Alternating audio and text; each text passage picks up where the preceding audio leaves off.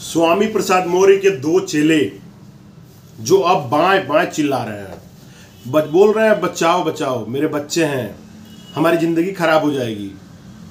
घटना कुछ ऐसा है कि आज से कुछ महीने पहले लखनऊ में रामचरितमानस की शुभ प्रति को जला के फाड़ दिया गया, फाड़ के जला दिया गया और यह सोशल मीडिया और न्यूज में काफ़ी वायरल हुआ।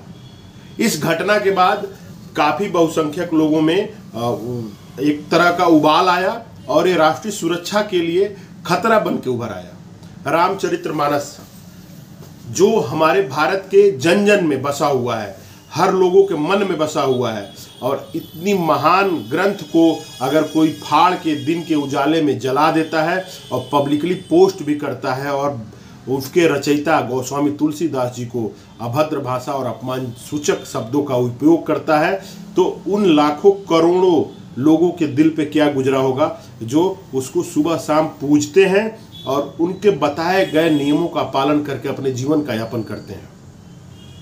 हुआ यूं कि उत्तर प्रदेश की राजनीति में अपना एक वर्चस्व बनाने के लिए स्वामी प्रसाद मौर्य बहुसंख्यक समाज को गाली देते रहते हैं और नवागत बौद्ध धर्म स्वीकार किए हुए स्वामी प्रसाद मौर्य हमेशा रामचरितमानस, हिंदू, सनातन और भगवान राम और उसके साथ जुड़े हुए एक राष्ट्रवादी पार्टी को कोसते रहते हैं।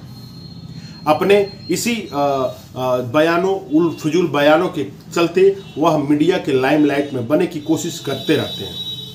इसी उनके एक बयान जो रामचरितमानस और गोस्वामी तुलसीदास जी के ऊपर था, उसी का समर्थन करने के लिए उनके दो चेले अति उत्साह में भगवान रामचरित्र जो था रामचरितमानस, उसको उन लोगों ने फाड़ा और फाड़ के जला दिया। इस घटना का विरोध हुआ पूरे देश में और उसका असर ये पड़ा कि उन दोनों लोगों के ऊपर एफआईआर दर्ज किया गया। एफआईआर दर्ज हुआ लखनऊ के पीजीआई थाने में और जिला अधिकारी के संस्तुति से उसको राष्ट्रीय सुरक्षा कानून लगा दिया गया। अब आपको बताते चलें कि राष्ट्रीय सुरक्षा जो एनएसए होता है, नेशनल सिक्योरिटी एक्ट होती है, एनएसए उसको रासुका बोलते हैं, राष्ट्रीय सुरक्षा कानून, उसका हिंदी में शॉर्ट फॉर्म है रासुका। रासुका की जो धारा होती है वो देश की सुरक्षा और देश की एकता को विखंडित करने के लिए अगर कोई किसी तरह का काम करता है या किसी तरह की एक्टिविटी से जुड़ा है, चाहे वो सामाजिक एक्टिविटी हो, आर्थिक एक्टिविटी हो या किसी भी तरह की एक्टिविटी जो हमारे देश की शांति, सुरक्षा और एकता को नुकसान पहुंचाए, उसके ऊपर पुलिस बिना मजिस्ट्रेट के आदेश का आपको गिरफ्तार कर सकती है और आपको 12 महीने तक जेल में रख सकती है। चूंकि जेल जाने के 12 दिन के अंदर आपके ऊपर आरोप को सिद्ध करना होता है पुलिस को। अब आपको बताते चलें, ये दोनों नेता समाजवादी पार्टी के नेता थे लोग और स्वामी प्रसाद मौर्य के चेले थे। अति उत्साह में इन लोगों ने जो काम कर दिया और एक 5-7 लोगों का भीड़ के साथ इन लोगों ने काम किया, लेकिन नेतृत्व तो इन दोनों लोगों ने किया। ये जो दो लोग थे, इनका नाम देवेंद्र यादव था और एक का नाम था सुरेश यादव।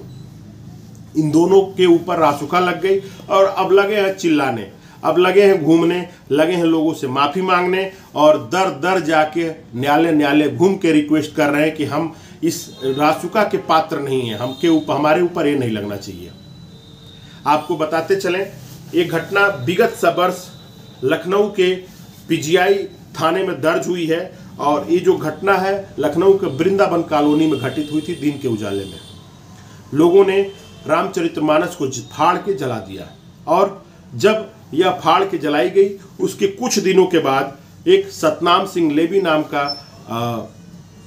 हिंदू मानस ने इसको जाके लखनऊ के पीजीआई थाने में एक एफआईआर दर्ज किया। एफआईआर में उन्होंने लिखा कि स्वामी प्रसाद मौर्य के द्वारा दिए गए बयान के कारण सुरेश यादव और देवेंद्र यादव ने खुलेआम दिन के उजाले में श्री रामचरितमानस की प्रति को फाड़ा और उसके बाद जला दिया। जलाने के बाद वह भगवान राम के रामचरितमानस पुस्तक और गोस्वामी तुलसीदास जो रामचरितमानस के रचयिता हैं, इनको अपमानजनक भाषा का उपयोग किया और उनका अपमान सूचक शब्दों का उपयोग करते हुए इस चीज़ को अंजाम दिया।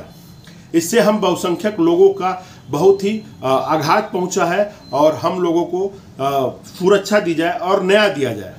इस एफआईआर के संस्तुति के दौरान जिलाधिकारी ने इनको रासुका लगाने की संस्तुति कर दी।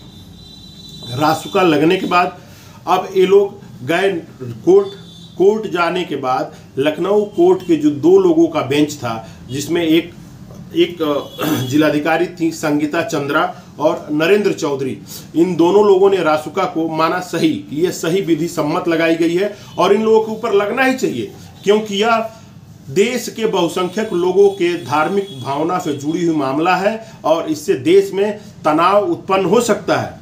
आप अपने किसी छोटे से काम के लिए, किसी छोटे हित साधने के लिए आप किसी को भावना का, बहुसंख्यक हो या अल्पसंख्यक हो, उसको आप अहित नहीं कर सकते हैं। आपको बताते चले, रामचरितमानस एक अलौकिक ग्रंथ है और करोड़ों करोड़ों देश में बसे हिंदुओं और देश से बाहर बसे हिंदुओं के साथ साथ बौद्ध, ईसाई, सिख कुछ बाहर के भी धर्म के लोग हैं जो रामचरितमानस को मानते हैं। भारत के संविधान में इसी रामचरितमानस में राम दरबार की मूर्ति लगी हुई है और कहीं ना कहीं रामचरितमानस से प्रेरित है। आपको हम बताते चलें कि रामचरितमानस में क्या नहीं मेंशन है, क्या चीज़ नहीं है। एक भाई को भाई के साथ कैसा व्यवहार करना चाहिए, एक मित्र को मित्र के साथ कैसा व्यवहार करना चाहिए, एक राजा को प्रजा के साथ कैसा व्यवहार करना चाहिए, एक प्रजा को राजा के साथ क्या रखना चाहिए अपेक्षा, ये सारी कुछ मेंशन है रामचरितमानस में लिखा हुआ है। तो मीत दुख दुखारी तीन ही बिलोकत पातक भारी। मित्र के लिए मित्र को बोला गया है कि मित्र के दुख को देख के अगर दुखी ना हो तो ऐसे मित्र को देख के आपको बहुत बड़ा पाप लगता है। राजा के लिए बोला गया है, भाई के लिए बोला गया है। भरत और राम लक्ष्मण का प्रेम दिखाया गया है, माता सीता पतिव्रता नारी को दिखाया गया है और एक पत्नीव्रता पुरुष को भी दिखाया गया है कि भगवान रहते हुए भी वह अपने पत्नी के वियोग में कैसे रोते हैं। आपको बताते चलें कि इतना पवित्र ग्रंथ के जो किया गया है कृत्य, यह बहुत ही संज्ञेय अपराध है और यह निंदनीय भी है। आपको आइए हम बताते चलें कि एनएसए है क्या। 1980 के दशक में तत्कालीन प्रधानमंत्री श्रीमती इंदिरा गांधी जी ने इसको लागू किया था देश में और यह जो रासुका है यह लगाई जाती है जो किसी ऐसे आदमी या संगठन पे जो हमारे देश की एकता अखंडता को तोड़ने का काम कर रहा हो। इसमें पुलिस को अधिकार दिया गया है और सक्षम अधिकारी के पास ही इसका संतुति करने का अधिकार है। अभी तो कुछ जगहों पे कमिश्नरेट हो गया है, जैसे लखनऊ कमिश्नरेट है, इलाहाबाद कमिश्नरेट है, वाराणसी कमिश्नरेट है। तो यहाँ पे आईपीएस के पास अधिकार है कि वो संतुति करता है और नहीं तो जिला मजिस्ट्रेट जो जिला अधिकारी हैं जो उनको अधिकार है कि वो इस चीज़ को संतुति करते हैं। इस संतुति के बाद पुलिस के पास अधिकार होता है कि वह बिना वारंट के किसी को उठा के 10-12 महीने तक रख सकता है और ये जमानत इसमें नहीं होता है। अब आपको बताते चलें कि इस घटना के बाद, इस रासुका लगने के बाद दोनों नेता अब चिल्ला रहे हैं घूम घूम के और कोर्ट से भी इनको अब राहत मिलते हुए नज़र नहीं आ रही है। अब ये कभी भी गिरफ्तार हो सकते हैं और गिरफ्तार होने के बाद ये लंबे समय के लिए जेल जाने के लिए तैयार होंगे। चूँकि मामला धार्मिक भावनाओं को आहत करने के लिए है, तो अगर इस तरह के घटनाएं अगर हो रही हैं तो उस पर अगर इस तरह के एक्ट लगाए जाएंगे तो इनकी संख्या में ज़रूर ही कमी आएगी और एक सिग्निफिकेंट कमी आएगी। यह पुलिस का एक अच्छा काम है और माननीय जिलाधिकारी महोदय को धन्यवाद हम लोगों को देना चाहिए कि वह इस तरह के कृत्यों को देखते हुए रासुका का सही जगह प्रयोग किया है और आप फिलहाल ये लोग जेल जाने की तैयारी करें और फिर भूल के अब इस तरह के हरकतों में इन्वॉल्व नहीं होंगे। अब देखना है कि इनके जो मुख्य मुखिया हैं स्वामी प्रसाद मौर्य जी, क्या इनके ऊपर भी ये चीज़ हो जा रहा है या अभी ये बचे रहेंगे। इसी के साथ मेरा आप सभी को प्रणाम, धन्यवाद।